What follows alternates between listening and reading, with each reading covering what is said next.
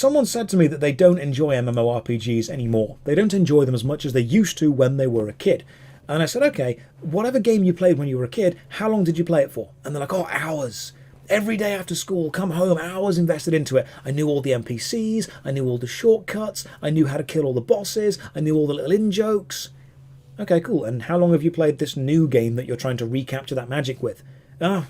Day or two. Sometimes if you invest a lot of time into something, you form a connection with it. Not necessarily parasitic, not even necessarily Stockholm Syndrome. Sometimes it is a genuine, loving, deep connection, even with a game. And you have that and you enjoy that and no one can take that away from you. And then when a new MMO comes along and you jump in and you play, you're almost expecting that game to have the emotional depth and connection and complexity and richness that you've spent years forming in another one.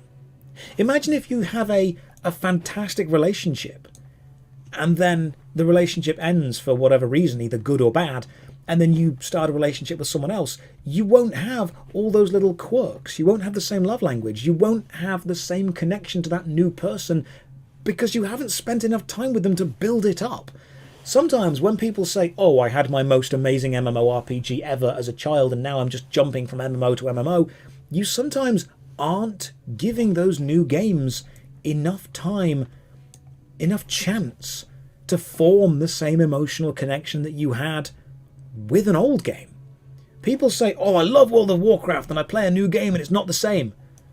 Okay, well, maybe if you played that new game for the same amount of time that you played Warcraft, you would have maybe a similar connection to it.